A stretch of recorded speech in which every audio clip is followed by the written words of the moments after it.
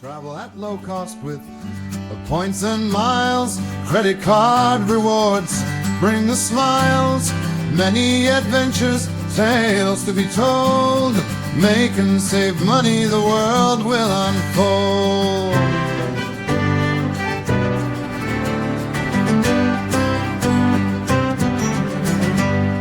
Fight the war on happiness, pick up the gold.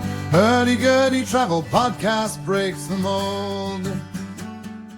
You're listening to the Hurdy Gurdy Travel Podcast. I'm your host, Justin Vacula, here to help you travel the world at next to no cost with credit card points, miles, benefits, and rewards. Make money, save money, and take advantage of great deals. Thanks for joining me for today's episode with Stefan Krasowski of Rapid Travel Chai. We talk about the upcoming October 2024 Chicago Seminars event and miles and points. Before today's episode, some quick announcements. I'll be speaking at multiple events in 2024, including the September Chicago Seminars event at Hyatt Regency, the October Chicago Seminars event at Holiday Inn Elk Grove Village, and the Miles, Points, and Gambling event, Zorkfest, November 2024 in Las Vegas. Visit meetup.com/Philly Miles and Points to RSVP for monthly Greater Philadelphia Travel Credit Miles and Points meetups I host in Willow Grove, Pennsylvania. The next meetups are September 15th and October 20th, 2024. The website udio.com created the new podcast intro music. For more content between podcast episodes, follow Hurdy Gurdy Travel Podcast on Facebook and X, formerly known as Twitter. Follow Justin Vacula on Instagram. Search Hurdy Gurdy Travel on subscribestar.com to financially support my efforts, starting at the $5 a month tip jar level. On with today's episode. All right, welcome to the show, Stefan. Thank you. We're going to talk today about the 2024 Chicago Seminars, advertised as the 14th Chicago Seminars at Holiday Inn Heritage Edition 2024. So can you tell us about the event? This is the first Miles and Points conference, to my knowledge, that was ever created and held beyond a local meetup. It was founded by Rick Ingersoll, a frugal travel guy, one of the earliest sites that collated information from forums, put out Miles and Points info in a way that started to slightly become mainstream to the broader travel community. I had learned about points and miles just really a year or so before in the aspect of a community when I went to my first one in 2011. Been involved in speaking at them since, and it's October 25th to 27th in Chicago. The vibes of the event from very early on is it's blue collar. It keeps a low price point, no price increase from last year, $165. And what really, from the beginning and why I've gone back year after year is, regardless of miles and points or any other kind of conference or event that you may attend in your hobbies or your professional life, it's extremely rare to have an event where the speakers, almost to a person, unless they have very specific commitments, are so excited to be there, be part of the community. They're learning that they're around and accessible the whole weekend. So many events, people are busy, especially professional events. The speaker is there, and 1 minute later, they're running for the exit and never to be seen again. Here, it's really a full weekend hangout at the Holiday Inn Chicago Elk Grove, and just a tremendous amount of fun. Miles and points, people that you enjoy sharing your hobby with, even if no one else in your life wants to hear about your miles and points hobby. Yes, you'll be in a room of people who get it. Yeah, it's ones where they don't tune out or their eyes glaze over when you start to say, "I used my points," and then we all know people in their life like, "Yeah, I used my points for an Amazon gift card." And no.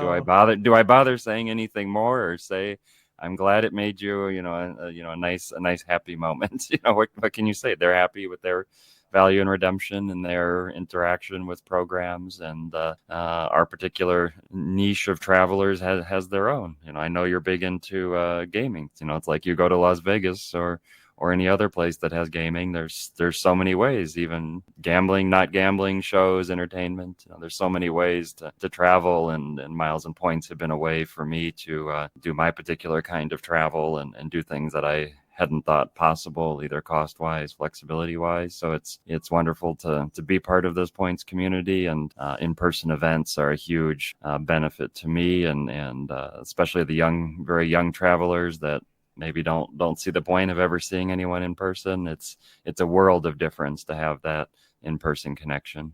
It can really help you level up by going to these in-person meetings. You learn a few tips, you make a few connections. What are some other benefits that you find from these events?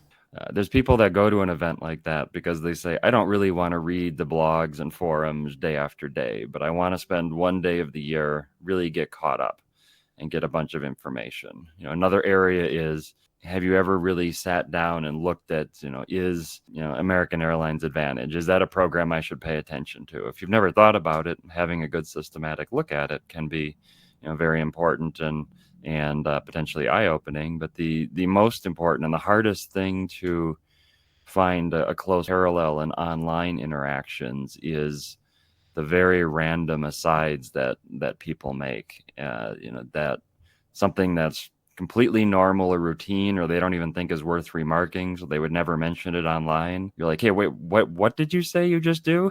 And what about the Flu's Power Portal?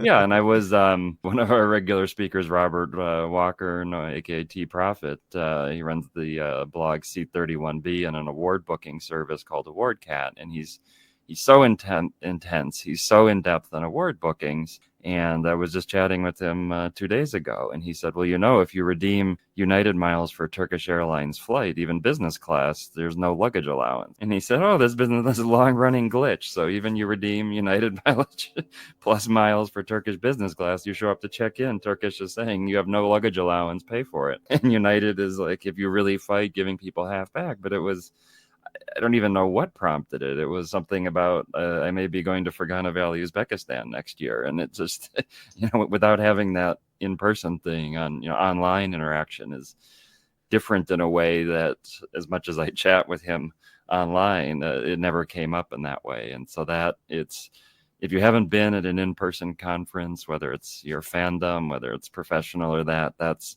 the piece that's really surprising and the most memorable takeaways. And lots of different speakers at the event. Thanks for inviting me to present. I'll be presenting, and there'll be many other speakers as well. So if you can go through some of the speakers. Greg, the frequent miler, who's a fan favorite and so generous with his time for so many years of events. We've got people that are primarily on Instagram, which is an area that I hardly dare to tread, like Ben Coleman, call it Ben's Big Deal. I mean, he's at so many events, so generous with the community. Julia Menez of GeoBreeze, also doing incredible podcasting. She now has podcast tutorials. People that are finding ways to reach audiences in new formats. We go way back. One of the very original boarding area bloggers is Brian Cohen of The Gate with Brian Cohen. Tremendous tens of thousands of flyer talk posts, 20 plus years in this community, Delta based flyer, going down the list. And if I read all, I will take too long. If I leave some out, I will hurt some feelings. But the other element of speakers, that because it's a charity event, it's not an event that's trying to find sponsors. It's not an event that's trying to be sponsor compliant. Like, if you invite a big bank to come at a conference, you probably can't talk about how to churn their credit cards, kind of thing. So we have speakers that don't even have a tag or an online handle that you'll recognize. People in the community that are incredibly expert, incredibly passionate, that I've found and gotten to know over the years, that you won't really see a big website or social account for them, but are just incredible resources. So Mindy Baumgartner, Michael Tao, Sarah Ramkisoon, Leela Shifton, these are all people, Tony Glivianik, that don't have the famous website and yet are among the fan favorites. And each year we have some new and surprise guests as well, and a few more announcements on the way as we put together the program. And October 25th through the 27th, 2024, so soon approaching. We generally try to accommodate ticket sales up to about midweek before the start. We don't sell tickets on site officially. If you really have no other option, you can contact us at chicago-seminars.com. you can contact. I think what we found is it's a headache for event planners. I started noticing this even pre-pandemic. Miles and Points people are like, oh, I've got flexible flights, I've got flexible hotels, I'm going there, but I'm just going to buy the ticket.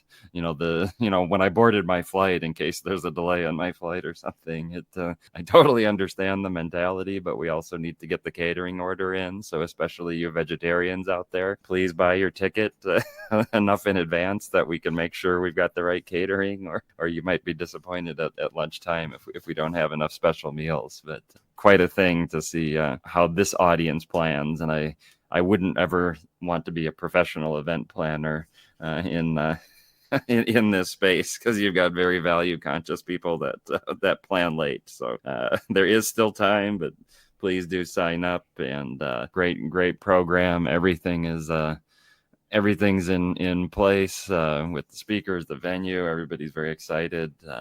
We're putting together some of the session topics and always trying to be innovative. In the pandemic, we started a virtual only event, which we've continued last year. And again, this year, there's a Friday called the Variety Show. And it's a virtual event. You can buy a virtual ticket for that Friday. If you just want to attend the virtual, there is no virtual pass or recording of the weekend sessions. Those are by design and by everybody's preference, not recorded, not public events. So there can be as much sharing as possible. But the Friday virtual show is available as a standalone ticket or included with all in-conference attendees. And that's a format that we've had a lot of fun with, very different than the traditional conference, where, especially in this subject, every speaker wants to go on and on and on about a subject.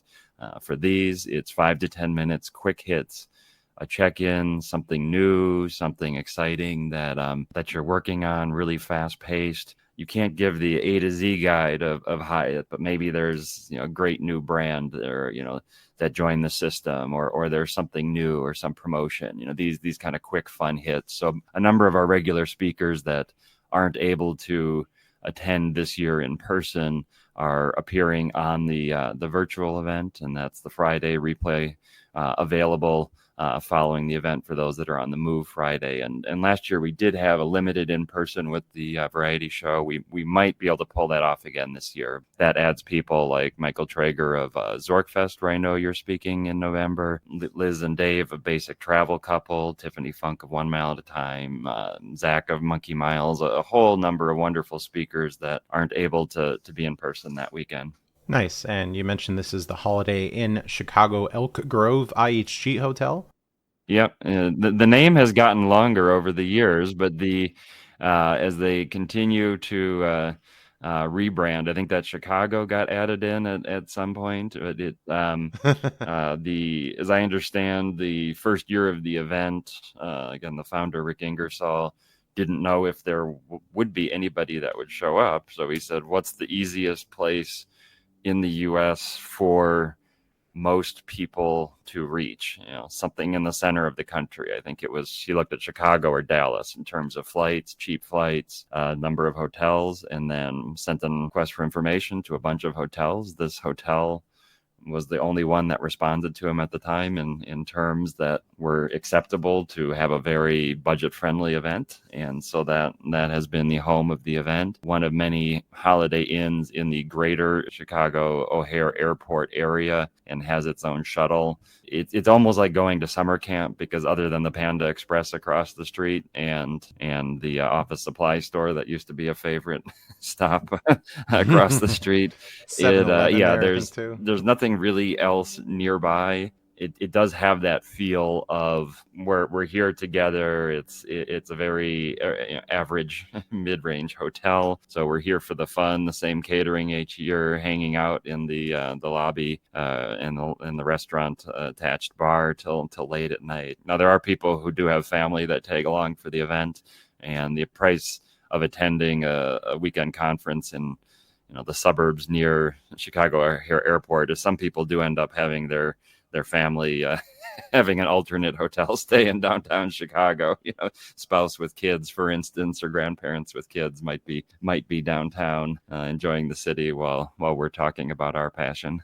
Yep, and you could use your IHG points, as I know there were a lot of elevated offers on the IHG Chase cards, so that's a good opportunity for attendees to use those IHG points. They might have a challenge. So the Uh-oh, is it too late? well, it goes back and forth with inventories, but the majority of rooms are blocked for the event. The way any event at a hotel works is that people staying at the hotel are a big component of making everything affordable to have the rooms and the catering and the great price we have for a full weekend thing. So if you're not seeing points redemptions available, that is because it's only available for the event room block. And when you do register your ticket, you'll get an email with instructions on how to book the room. And it's a quite affordable rate, which does include one adult breakfast, which is generally not a benefit of IHG unless you have IHG Diamond status.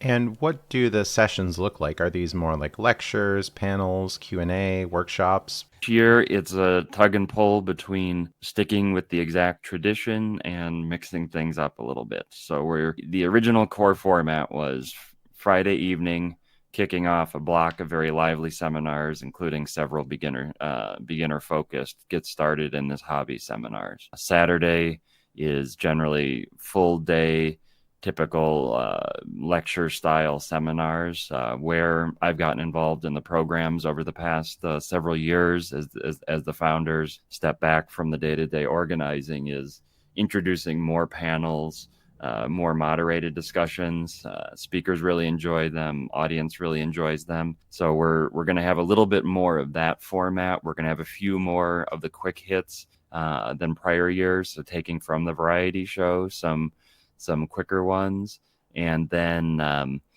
those that have attended the event going way back to the early days, some of the aspects like the charity raffle taking a bit longer than would be ideal, or a bigger sponsor block. We've switched up the Sundays to have a bit more of the sessions, a bit more of the quick hits, while retaining a longtime attendee beloved tradition of the Sunday afternoon breakouts, which are moderated by speakers and volunteers on different themes such as airlines, hotels, where people get in a group, get in a circle, and start sharing and discussing. And that's where I've gotten incredible tips. That's where I found new speakers to, people to say, have you ever thought about speaking? Because you've got a great tip or thing there. So that's how the event wraps up on the Sundays. And it is a full weekend. It's a lot of fun. As I said, people are there till the wee hours each night. Will the event be friendly for beginners? Absolutely. And always content that's explicitly for beginners.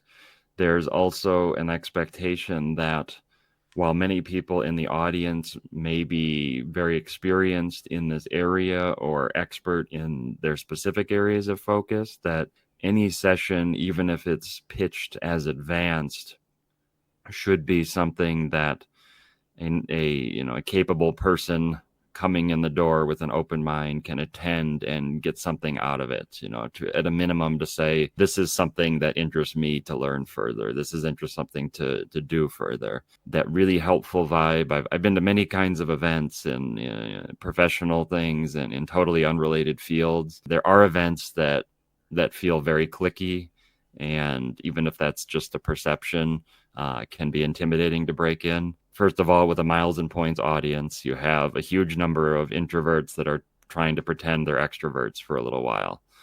I am one of those. I go to an event where I don't know anybody. It really takes a lot of energy and determination to just start talking to somebody. So I'm absolutely there with people that are shy like that. One tradition of the event is having conversation starters on the name badges. So the name badges, you'll have the questions when you register. It's your base airport code. It's your preferred airline, hotel, credit card program.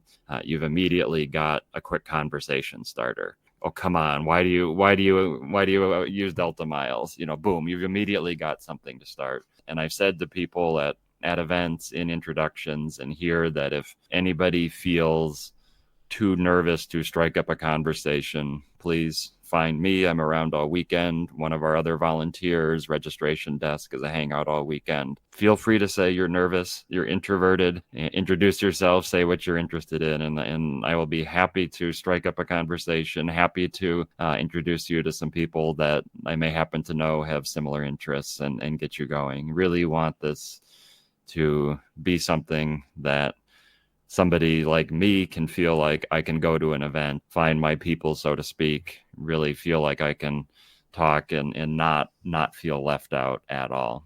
Yes, even a simple question like, how did you get started in Miles and Points? What were some trips you've taken recently? Have you found others to join in the hobby with you? These are always good conversation starters, I think. Yeah, the only conversation starter that is a total fail, but it does happen at various more like casual meetups in cities. I have meetups regularly in Seattle where I live. There's occasionally the person who no one has ever heard of before who walks up and says, "Tell me the MS secret, the manufactured spend secret. Tell me how to liquidate gift cards or liquidate flues." And, it's like, you didn't even ask me my name first. You didn't, show any interest in me, and you're just coming to shake me down for information. And that may come in relationships over time, but people are just not going to freely tell you, there is very much a community ethos of do your own work, do your own research. The phrase circles and arrows about, making it, so explicitly easy if it's something that by being hugely public, potentially ruin a deal. So there's that element of, the people that someone experienced, someone with a very good deal are going to be willing to be open and communicate with are when they see someone who's willing to do the work, who's an interested and creative thinker, who is somebody they may collaborate with, because anybody trading valuable information that's non-public is going to be thinking, is this a person who will make use of it in an appropriate way? Will they reciprocate? Will they collaborate? And so just don't use that icebreaker. Use use just about any other. I have a pet peeve about customer service stories, and I know there's Facebook groups devoted to them. Any session I run or moderate, that's a rule for me, but others will be happy to hear your customer service story or your compensation shakedown story. So don't use those for icebreakers with me. I need a lot of other people. I usually like cashier stories, like, what was your strangest back off at a grocery store? I recently was told that in the state of New Jersey, I couldn't buy a gift card because I didn't have a New Jersey driver's license. And I showed my Pennsylvania driver's license, a passport. Sorry, we can't accept that here. Oh, okay. So I can't use a federally issued ID in order to buy a gift card in the state of New Jersey? I showed up at college in Philadelphia, having never been to Philadelphia.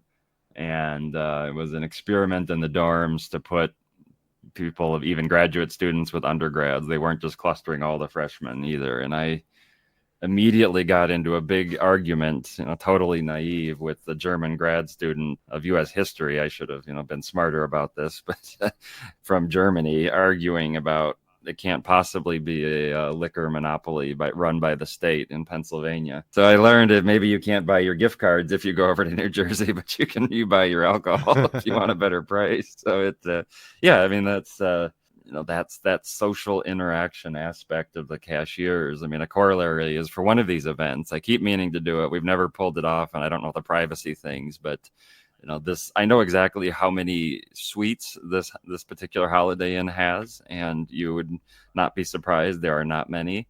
And one of them for several years has been occupied permanently by a retired couple who don't want to change the sheets every day, so they live at this hotel. If I had a candid camera behind the front desk for everybody who checking in for this event was trying to sweet talk their way into a suite that doesn't exist, it would make a great one of those, like at the end of the weddings when they show the pictures from a few hours before. There was a Freddy's event in Frequent Traveler University at Tyson's Corner in I'm forgetting, I think 2014. So Loyalty Industry Awards plus big frequent flyers right by Hilton Corporate. And Hilton said that they had never had more Hilton Diamond and Golds at one property at one time than that weekend. And they said every single person was trying to get an upgrade. Oh, you have the Aspire credit card too? Oh, what chance?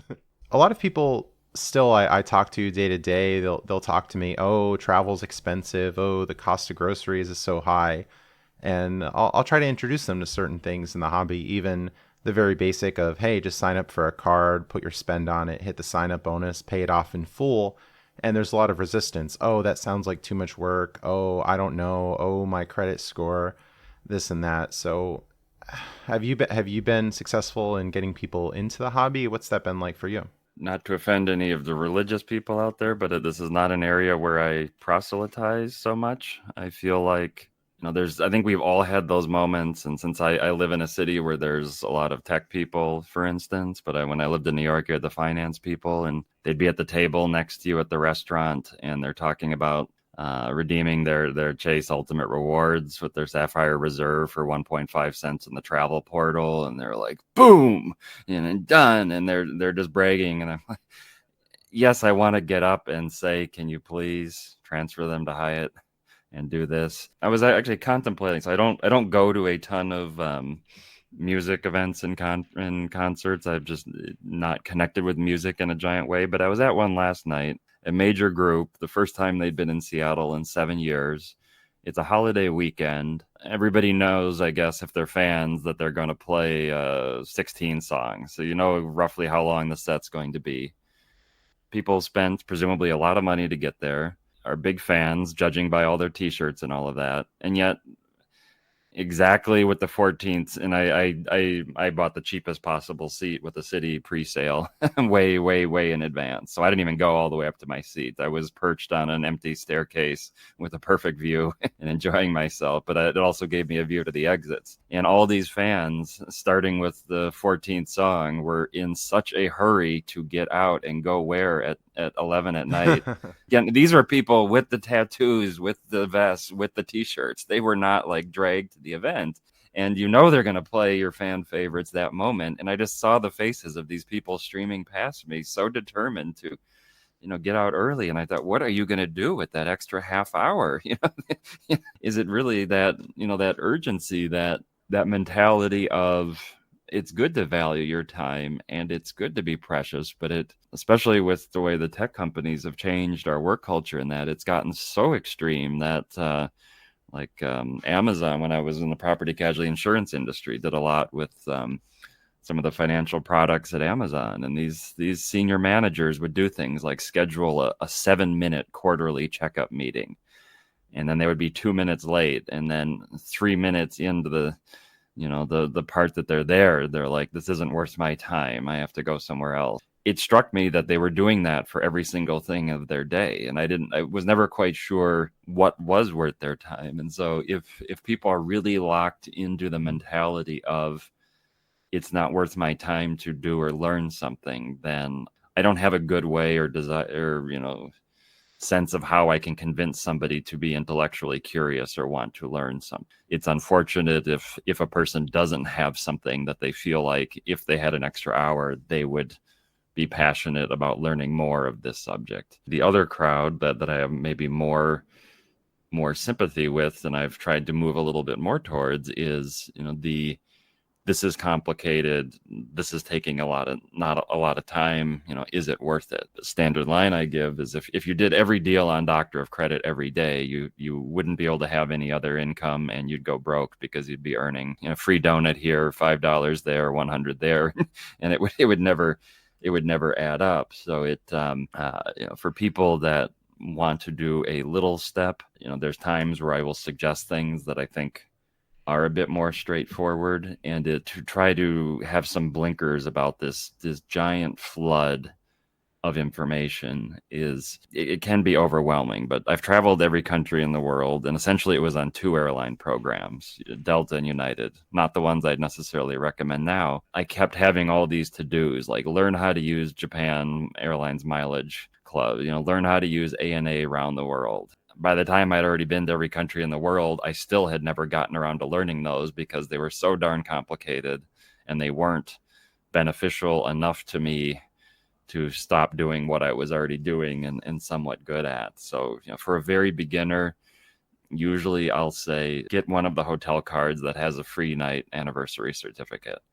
even if you don't travel anywhere, you just do a one-night staycation, pretty much every market you may be in the US, within a reasonable drive, you've probably got a hotel that maybe has a pool or a cool setting that you could use that cert and have a good weekend with friends and family. Even if you do nothing else, but just have that card, pay the fee each year and redeem the cert.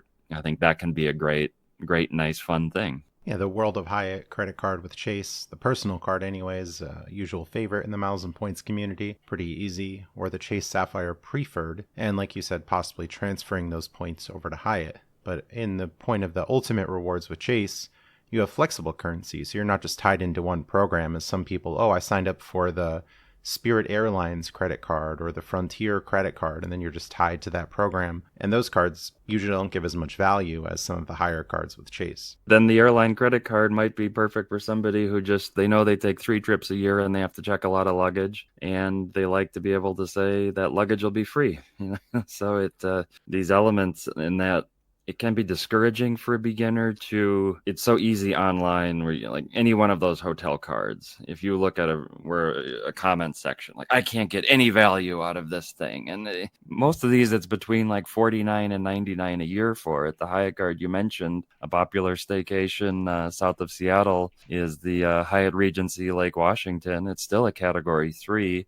It is right on the water of beautiful Lake Washington, wonderful hiking path around the lake to the right, and to the left, there's a chain link fence at the hotel, and the other side of the chain link fence is the Boeing Renton 737 plant. And if you're a big aviation geek, you can just be sitting in the lounge or the free public library in that hotel and see airlines of the world, have their 737s finishing up, painted in their livery, and watch that along with beautiful Lake Washington. And that doesn't require a lot of complexity. You just have to, every year remember the date of the expiration of that cert, log in and book it. Yeah, and it's a question of how do you want to use your time. As some people that I'd hear from, I'm broke, I just got back from travel, I don't have any money, I can only travel once every 2 years because travel is expensive.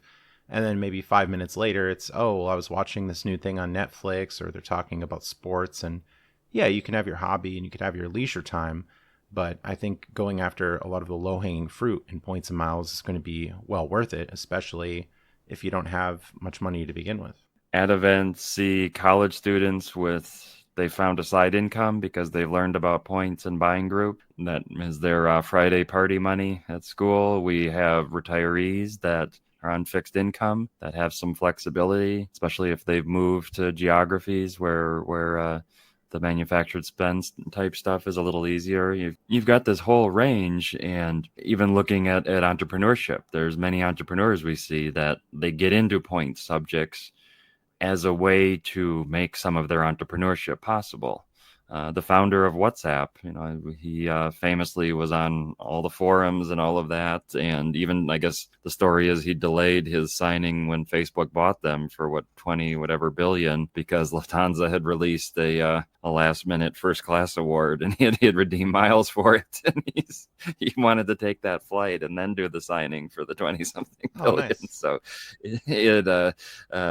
you can use some of these tools. Sure, the headlines are about these, trip to the Maldives and that, and there's always cost and expense to all of it. But as I said, something like a staycation, something like there's an industry networking event that could help me land a job interview. I can use that hotel cert for the free night in town so I can freshen up and, take a shower and shave before that event. There's a lot of possibilities. The algorithms of social media push you towards the lavish and the luxury, but the everyday things, what is my number one use of points right now? It's every month I'm visiting my parents in Minneapolis. It's not even a consideration of cost, because I have these miles, they've been earned in an effective way for me over the years. And if I want to go on Tuesday instead of Wednesday, I go on Tuesday. And to have that flexibility to spend that kind of family time is incredibly valuable to me. Separately, for business needs or things, as I said, there's family events, both positive and negative. The ability to, there's an emergency, a family member, a friend needs to go somewhere. And I've done this many times. I've seen many people do it. Within the points community, it's just your ticket's booked, go take care of it. We'll we'll trade up later. Those kind of relationships, when there is time income pressure that people have, this can be a great flexibility and financial planning tool to avoid really big cash shock. May happen. I mean, going back, so-called Arab Spring, I had colleagues that were from Egypt, and of the two brothers, they said one of us has to get there now, because they had no idea what was going to happen to their parents and elderly. And I just opened up Delta, booked it, said he's leaving tomorrow, and we'll figure it out some other day. Totally common normal in the points community. I mean, the ability of people to be trusting and trustworthy in this community defies any outsider's expectations. There are plenty of bad cases, but there's also the vast preponderance of really great cases. Yeah, really life-changing stuff. And even on the personal leisure travel, I was initially on the fence about cruising. I was thinking, I don't want to spend like $1,500, $2,000 to go on a cruise ship. But then once I saw all the opportunities to get complimentary cruises and then match cruise offers to other cruise programs, match casino loyalty statuses to other programs, I've gone on so many. A lot of these experiences I never would have paid the full price for, but I'm happy to pay a very reduced rate, or in some cases, next to nothing. Yeah, I don't really miss living on the East Coast, except I've kind of missed out on all of this. And I know you've covered it in other episodes with better people in that, but your expertise in that. And I do want to plug that you're speaking at Travel Zork in Vegas in first weekend of November, which brings together gaming and points in an interesting format run by a dear friend of both of ours, Michael Traeger. And I keep missing Travel Zork, either schedule conflicts or spouse concerned about me going around Vegas during a pandemic. So I'm hoping to make it this year. I just have to drive her to a commitment that Saturday night in Seattle. So I might be there I might be there Friday morning, Saturday afternoon, and then back Sunday morning. Yeah, that's Zorkfest in November of 2024. Yeah, great event. It'll be my third Zorkfest. One of pandemic travels, Singapore was one of the first to open in an incredibly restrictive way that gained my spouse approval. And stayed at the one of the stays we were at they call it JW Marriott, I think Singapore South Beach, but it's not on a beach. It's just the name of the office development that's right in the center of the city. It is also happened to be right over the F1 track. And so we saw our first F1 race. Our window is right on top of the track, like on the 4th, 5th level where they have the open air pool on the building, and that you're just sitting right over the track, right over the seats that people paid hundreds, thousands of dollars, and it was a rainy day, so they're getting poured on. We're having a nice thing. And all it took, I think they're on the sort of saver level for their hotel nights is 60,000 points. So now it's become a tradition for some of my friends. And if I can make it, I'll go. Never had an interest in F1 before, but they're like, this is like the cheapest, best way to experience an F1 race. Oh, it's like people flying overseas to see Taylor Swift. Yeah, exactly. And I was so mystified. I didn't even know there's not actually a fixed number of laps in an F1 race, because I'm like, how many laps are left? Just keep going. It's a time and distance. So they have to reach the distance. And if they don't reach the distance in a certain time, then it becomes the time cutoff. So I'm looking at it, and then we went back up to the room to have it on TV to try to understand what was happening. Then, many of the teams were staying at that hotel, and the whole city, it becomes a festival. And all it took was just booking a lot of hotels on points. I mean, it's just mystifying to me. They have this event every year. They know years in advance that the event is going to be happening, and then but for some reason they forget to block the hotel from awards until like 9, 6, 3 months out. And so if you're looking a year out, or whenever the calendar's open, a lot of these properties, for whatever reason, just forget to book their busiest days of the year. I mean, maybe they think about New Year's or whatever, but it just, I've seen this again and again with special events, that you book early enough and they've forgotten to block them off. Yeah, that used to be the case with the Albuquerque International Balloon Fiesta that I got a Hyatt there for, I believe it was 5,000 points. And the phone rep said something like, oh, wow, the cash rates on this could easily go to 200-300 or maybe even more. I think it was a Chicago seminars years ago that somebody was really big into NASCAR, and they said that Wyndham has all the properties that are the closest possible or at the tracks, And at the time, it was just fixed price, one price, whatever room, whatever night. And now they've added a few bands, but still, it was just it's like there was like the best thing ever. In most of the NASCAR crowd, and the Wyndham, didn't overlap with Points, and Points didn't overlap with Wyndham, so he was like perfect for me. Yeah, and now so many of us have the Wyndham Business Credit Card, getting the 8X on fuel through the Flu's Power Portal for those in the know, as soon as the fuel category comes back up, of course. So I've accumulated lots of Wyndham. I've used them before cruises as well, as I just needed one night before a cruise. Wasn't looking for anything fancy, so okay, I'll stay at a La Quinta, no problem. Yeah, and they've actually got, I've seen they have a big resort in Fiji near Nadi Airport. That's actually pretty nice. I didn't stay there. There's so many resorts. I just walked through resort after resort. Could be a good redemption. So, there's each of these, and something like I said, at a Chicago seminars on an online forum, there's nowhere where I'm going, like, because I'm not a NASCAR person. I'm not asking around like what's the right hotel for NASCAR, but this person somehow brings it up, and then it's an education about Wyndham, and then it's suddenly connected to my trip to Fiji, and that's being in person can make such a great difference. And in Las Vegas, there's a Wyndham property, Desert Rose, I believe it's called, that has really low rates on weekends. I was at the Rio in Las Vegas, and I ran into some miles and points people in the Hyatt Globalist breakfast section. And they were saying that they were staying at Rio during the week with the low cash rates as I was. And then on the weekend, they were moving over to the Wyndham property for something like 8,000 points a night, and possibly even less, because the Wyndham Earner business card has that, I think, 10 or 15% discount when you're booking with points. If only I could be approved for that card, I would be joined. Oh, come on, Barclays, let them in. I churned a lot of their cards like successfully up until like 2017, 18, and then it was just never again. I even just put up a lark a couple days ago, the Hawaiian cards, both personal and business denied. And I had Hawaiian cards way back when they were Bank of America and Bank of Hawaii, but even the Bank of Hawaii one now just it redirects you to the Barclays.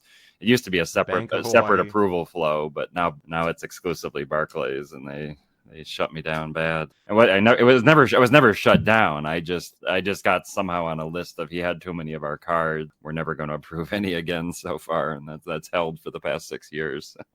Well, I heard that 7 years might be the financial forgiveness, where maybe you can get a shot once again. Oh, really? Okay, yeah. Because then Barclays, they tease you, because on the business cards, they'll call you. And go through a long call as if they're actually seriously considering approving you. Oh, wow. What trolls. And then at the end of the call, they just say, but we're not approving you. It's like, well, you just asked for, it's all these. You asked for all this information and you just said no. It's just, just feeding our our database. But I think it was a trap. I don't think I've met anybody who's gotten one of those calls where it was actually approved, actually. I'm sure that maybe there's a counterexample, but I think I went to pending a long time ago, and then it was, okay, we have questions about your business. When was it started? What's your income? What do you do? Okay, well, we'll get back with you in a few days. Then I got approved. Initially, it was like a $1,000 credit limit, but over time, I was able to get more. Yeah. But yeah, good luck hitting the sign-up bonus with $1,000 credit limit. That's a very first world problem, yes. Right? Oh, Barclays. Yeah, maybe you could fax them some documents and they'd be more forgiving, because that's what they do. For some reason, they don't have any kind of digital, you just can't email them a document or a PDF or upload in a secure message. Oh, we need you to fax the information. Yeah, so some hassle, some pitfalls, but overall, I think very, very big wins. And ongoing wins. There's always, the people who say it's too late, and the person who just joined today has new opportunities, new perspective. Things are always different, but there's, just day after day, there's a new opportunity, there's a new thing. When you're open-minded, fun, you keep current, you attend events, you're active online, you're a fun person. It's amazing what's out there. And then, like you said, in your case, cruises came your way, and cruises probably would have come my way if it had fit my geography and that moment in time for me. But a whole new opportunity. And when this hobby is about the fun, the community, the learning new stuff, trying new stuff, that's when I think it's really at its best. And those are the people who I think get the most out of it. If you find yourself saying, I can't get value out of a hotel search, I think that's the moment to think about it, think about all these opportunities and, the fun of it, and see, is there a way to rediscover the fun? I mean, I know people that have gotten into all this stuff with the sports gambling apps and cash loads and that. I don't know anything about it, except they seem awfully happy about what they're doing. And it's very specific by state and technology. I haven't had the bandwidth capacity, and maybe I've missed stuff that is long gone. Maybe there's still stuff I could do or not based where I am, but seeing them so excited and so fun, and that, there's always continued to be stuff like that pop up, and the people that are intellectually curious and positive mindset continue to do well. And yeah, if only we have online gambling legalized nationwide, or more states open it. But definitely the state of Washington is leading the war on happiness, as I think it's a lot of land-based Indian casinos, and they don't want the online gambling, is my guess. But you don't even have the sports betting, as far as I know, in the state of Washington, or you definitely don't have the table games. And that's the big thing, because I was doing the sports betting, and eventually I got bet limited.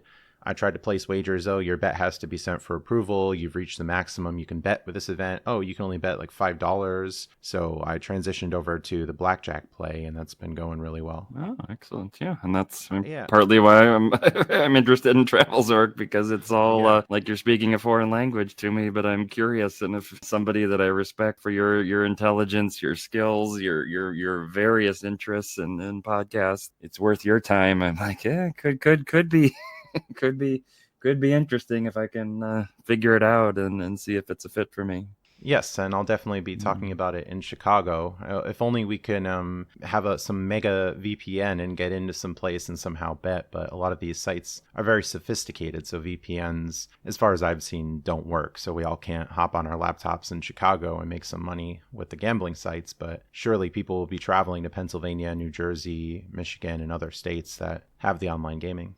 One of the lifestyle levels is, would you pick where you live based on the points or manufactured spend opportunities? It's no exaggeration to say that the giant grocery and fuel program and online blackjack are major factors for me staying in the state of Pennsylvania. Yeah, when I was in New York City, I mean, that was when vanilla reloads were a hot thing at CVS and that, and I got to know the store managers down by Wall Street where my office was. And I remember one manager said, "I hate those cards more than anything. I have had to fire so many employees for fraud related to them." I mean, because criminals were bribing them to ring up vanilla reloads with, stolen credit cards, all kinds of stuff. So the points thing was just the lead. A points person sticking cards in a stack in the back of the store was a whole separate type of thing. But I mean, real criminality, I mean, it was essentially creating this giant temptation that was causing all these cashiers to get in huge trouble. And she just wanted, just to be gone and never have to see those things again. But that was when Avios were 4,500. It's a British Airways Avios, with the really short distance within the U.S. So we would take these weekend trips, and one of them was to Tennessee. And I went to a place north of Nashville. There's like some bison state park where you drive around and see the bison. But we stopped at a CVS, my impatient wife and mother-in-law in the car, and I had never seen so many vanilla reloads in my life. Ooh, the land of milk and honey. It was one of those where they're so stuffed on the rack that if you bump it, a few fall off because they're too flush, which is usually like the Bath and Body Works gift card, thing. Took it to the register, a little bit nervous, because those small town cashiers, some of them can be the going to get into your business and make a lot of customer service policies of their own. Oh, what do you mean? They told me it was a rule. They told me it was a corporate rule. It was already late at night, and the staff looked at me and they said, "How do we sell these? We've never sold one of these. We're not sure what they're for." And I said, "Well, this is what you do, and this is what you do." And oh yeah, I remember educating Walmart cashiers back in the day. Yeah. I was like, should we just think about moving? Meanwhile, they're in the car like the day before Christmas. Like, come on, move it along here. We're tired. We just flew in. Oh, but come on. This is how we paid for the travel. Now we need to do more. Yeah, I run back out to the store and tell my wife, if City texts you or calls you. You got busted. You said you were going to stay at the hotel. What's this fraud alert? this fun we're having chatting, that more than anything, that's what it's about. The points in travel puts us in all these interesting situations, experiences, learning things, interactions with people in different professions, backgrounds, places around the world that, how else would we typically encounter? And that's thrilling and exciting for me. Yeah, building wealth, having fun, expanding our interests, saving money, making money, lots of benefits from points and miles. The other day, my wife commented that she said, the years that you caddied really had a deep impression on you. And so I caddied from, so that's carrying the bags, the golf bags at a golf club I think it's the best job a teenager can have in the U.S. That you're outside, you're getting paid well, you're learning all kinds of skills, great exercise. My parents are both in medicine. They dropped me off at the country club because they knew I had an interest in business and weren't sure where to point me, and got to know over many years incredibly financially successful people, celebrities, mega business people. And yet what I took away was, one after the other. And it's like they're talking to a therapist, even though it's a teenage kid. But again and again, it was just all the regrets of how much of their life they had traded their 20s, 30s to work at a bank or something that often they had no passion about, and had the wreckage of unhappy family stuff and all of this. So it was a strange thing I went there to learn about business, and instead I learned about perils and the ups and the downs of pursuing professional success and monetary success when it gets to the point that it's the detriment of what else you want to do. So for instance, I was studying Chinese in high school, and they all knew that. Some of them because in the same area, had kids in the same school, so they knew that was important to me. And the one thing they kept emphasizing, they said, is when you graduate from college, there'll be all those interviews and potential good jobs. They said, if you take any of those jobs and you start getting that direct deposit and you start getting that 401k, you're never going to get out. They said, you have this interest in China. If you really do, when you graduate, just go there. I did, without a job, just packed my suitcase, found an unpaid internship. And I realized that advice really was true. I mean, years later, it eventually led to joining a U.S. company through a headhunter that recruited me while I was there. And, the second those direct deposits start popping up and you see all that, it's really tough to change strides. So I'm very glad that I did that. All right, very good. To wrap up, we have the Chicago Seminars Holiday Inn Chicago Elk Grove IHG Hotel, October 25th through the 27th, 2024. And the tickets are on sale, chicagoseminars2024.eventbrite.com or chicago-seminars.com. Anything else you'd like to add at the end? Looking forward to seeing all of you. And I'm very, very sincere about the invite to all of our introverts out there. Please introduce yourself. The one thing that I consider an event failure is every year there's maybe one or two people that I see some comment online afterward, like, I didn't feel comfortable talking to people, and it looked like people knew each other. And, please, I don't want anyone to feel left out. We are really a welcoming community. Raise your hand, find us, get into the flow. We want to make sure you have a fun time and become part of this great community.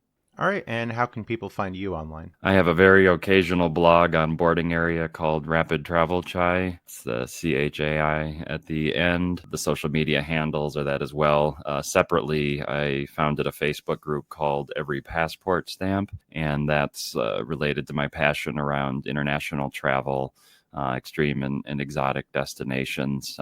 We have an event, Extraordinary Travel Festival in Bangkok this November is run by one of my group moderators, Rick Gazarian. That's November 15th to 17th in Bangkok. The very tiny amount of points content. The main focus is on just incredible travel around the world, people going to every country in the world, people with very specific interests. So that's another place to get together on a very different theme. A lot of my passion of Miles and Points has been around the international travel. And I was going to go to the event when I had a Delta and Korean Economy Award. And I'm even happier to go to the event now that one day out of the entire year calendar on Alaska, Starlux opened a business award that I swapped out. So now I'm even happier, but almost no one else attending the event knows the difference between Delta and Starlux. So that's a very different community. All right. Very good. Thanks for coming on today. Thank you. Thanks for listening, and stay tuned for future episodes. Visit hurdygurdytravel.com to contact me, find me on social media, read select episode transcripts, schedule a free consultation, and use referral links to support my efforts. Find the show on many podcast platforms and YouTube, where you can find bonus videos.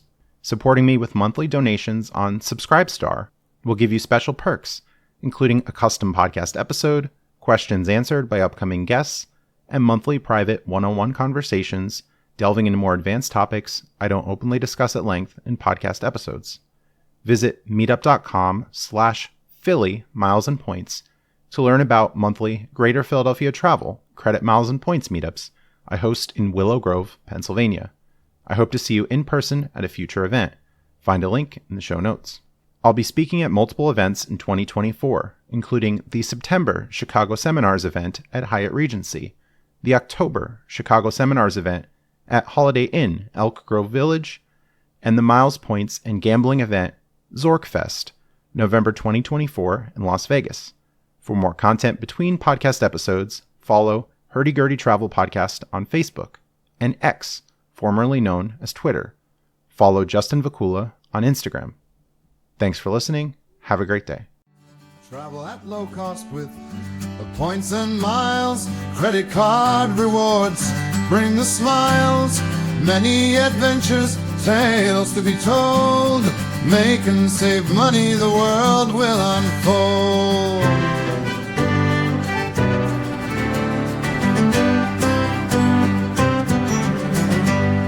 Fight the war on happiness, pick up the gold. Hurdy Gurdy Travel Podcast breaks the mold.